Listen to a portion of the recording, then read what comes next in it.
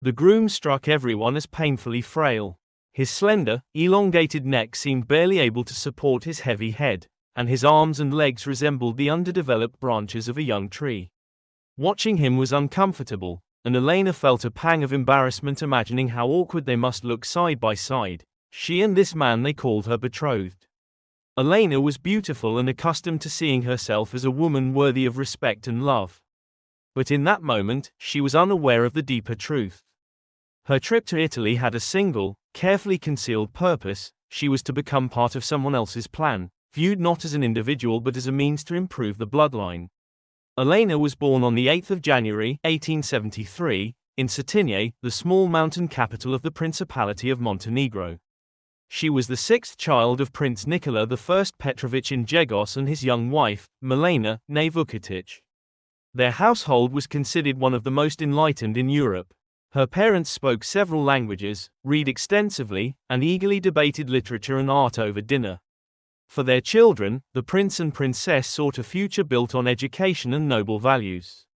When Elena turned 12, a decision was made to send her, along with her sisters, Anastasia, also known as Stana, Milica, and Maria, to St. Petersburg. Russia seemed a land of boundless opportunity, its capital a dazzling symbol of grandeur and courtly life. The girls dreamed excitedly of balls, sparkling palace chandeliers, and dashing suitors in embroidered uniforms. But tragedy struck during the journey. 16-year-old Maria fell gravely ill with pneumonia and died in her sister's arms en route. The loss was a devastating blow, one the family would later recall with heavy sorrow. Upon arriving in St. Petersburg, the remaining princesses were enrolled in the Smolny Institute, where they continued their education under the empire's finest teachers. Life in the capital gradually opened a new world to them. Milica and Stana, while still students, met members of Russia's high nobility. Their marriages soon solidified Montenegro's ties with Russia. Milica wed Grand Duke Peter Nikolaevich, grandson of Nicholas I, and Stana married George Maximilianovich, son of Grand Duchess Maria Nikolaevna, sister of Emperor Alexander II. Few doubted that 18-year-old Elena would soon attract the most eligible suitors. She stood out not only for her beauty but also for her rare inner charm. Tall, graceful, with regal posture and striking features, she turned heads at the Smolny Institute's balls.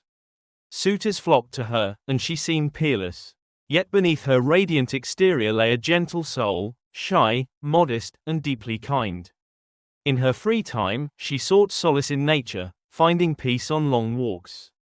She also had a poetic gift, writing verses that were even published in the magazine The Week. But despite her family's and society's expectations, the years passed without a marriage proposal.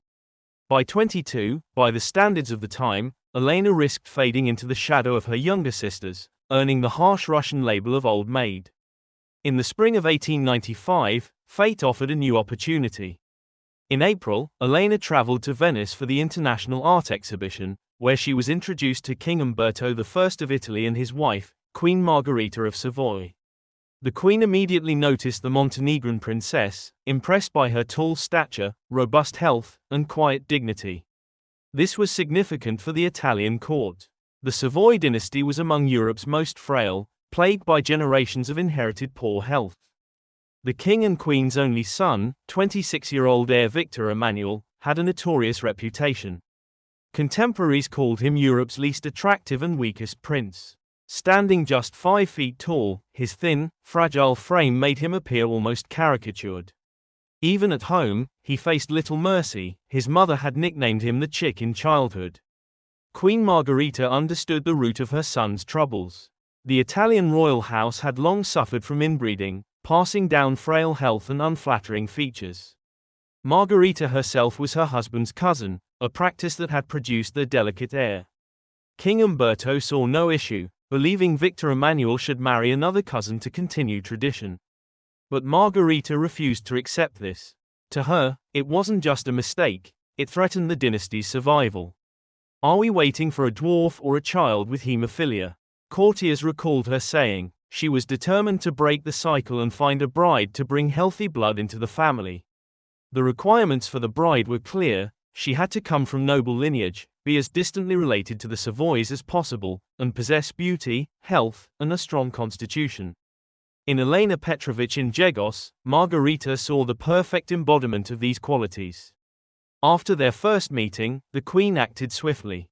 She summoned Prime Minister Francesco Crispi and instructed him to arrange an introduction between the heir and the potential bride without delay. Soon, Elena received an invitation to the opera. There, in the soft glow of theatre lights, Victor Emmanuel and Elena met for the first time. Elena was deeply disappointed. The prince was even shorter and frailer than his photograph suggested. Standing beside him, she felt ungainly. Yet she noticed other qualities. Victor Emmanuel spoke with restraint, displaying intelligence and remarkably refined manners. These traits, at odds with his appearance, earned her respect. On the 28th of May, 1896, Victor Emmanuel arrived in St. Petersburg for the coronation of Nicholas II. There, he and Elena met again. Just weeks later, the Italian royal house formally requested Prince Nicholas' permission for his daughter's marriage to the heir. The Montenegrin monarch consented, and on the 18th of August, their engagement was announced in Cetinje. For Elena, the decision came at a cost. To become Victor Emmanuel's bride, she had to renounce her Orthodox faith and convert to Catholicism, a difficult step, but one she chose to take. In October of that year, Rome witnessed their grand wedding ceremony, attended by nobility from across Europe. The couple settled in Victor Emmanuel's palace, and to outsiders, their union seemed happy. Yet keen observers noticed that at formal events, the tall Elena always appeared uneasy beside her diminutive husband. Queen Margarita insisted on children as soon as possible, but the marriage remained childless for years, straining relations between Elena and her mother-in-law. Gradually, Elena realized her fate in this family had been decided long before the wedding. She was expected only to fix the Savoy bloodline. In July 1900, a shocking event shook Italy. In Monza, an anarchist named Gaetano Bresci fatally wounded King Umberto I. Devastated, Victor Emmanuel inherited the throne, becoming King Victor Emmanuel III. Elena was crowned queen. Months after her husband's ascension, joyful news arrived. Elena was expecting a child. The nation celebrated. On the 1st of June, 1901, she gave birth in Rome to their first daughter, Princess Yolanda Margarita, a healthy, robust girl. The following year brought another daughter, Mavalda, equally healthy. In 1904, Elena gave Italy an heir, Umberto, a strong and vigorous boy who delighted his grandmother Margarita. 3 years later, Giovanna was born, described by the court physician as the healthiest infant he'd ever delivered. Margarita's fears lingered, her children might inherit their father's short stature. But it soon became clear that Elena's blood had prevailed. By age 10, Princess Yolanda was as tall as her father, her beauty captivating the nation. The other children grew up strong, athletic, and resilient. Newspapers declared that Italy had never seen such striking princesses or such a healthy heir, crediting it all to the queen. The Italian people loved Elena deeply, her popularity soon surpassing even Victor Emmanuel's. But her greatest acclaim came not from joyous occasions but from a tragedy that shook the nation and forever changed her life. On the 28th of December, 1908, Messina was struck by a catastrophic earthquake. The city was nearly wiped out, with tens of thousands buried under rubble. Italy reeled in shock, and in the first hours, no one knew how to handle the disaster's scale. Elena refused to stand idly by. She rushed to Messina, personally organizing rescue efforts. Under her leadership, survivors were found, the injured were transported to ships, and temporary shelters were set up. There, she founded a charitable organization that aided thousands of victims. To Italians, this was a revelation. They saw not a distant royal but a woman willing to sacrifice for others' suffering. From then on, people often said that in 1908, they truly realized what a treasure their Montenegrin queen was.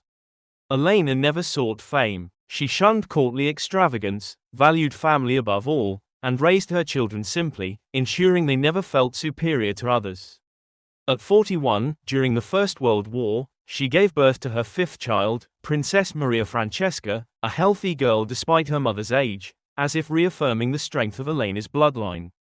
As the war raged, Elena insisted on converting part of the royal palace into a hospital. Alongside her daughters, she tended to the wounded, bandaging, feeding, and spending nights by the bedsides of those hovering between life and death. Italy faced immense challenges during the war. Finances dwindled faster than expected, and the nation needed a unifying figure to rally support for the army. That figure was Elena. Postcards bearing her portrait and a call to unite for the soldiers, personally signed by the Queen, appeared in kiosks. The public responded with fervor, buying them up instantly, with proceeds aiding the military. The campaign became a powerful show of solidarity, proving once again that the people's love for their queen far outshone their regard for the king. After the war, Elena continued her charitable work, making it a family mission. Her daughters and heir Umberto joined her in visiting orphanages, soup kitchens, and hospitals. She believed her children should grow up understanding others' pain, not isolated in a palace. Victor Emmanuel, a devoted husband and family man, proved a weak monarch.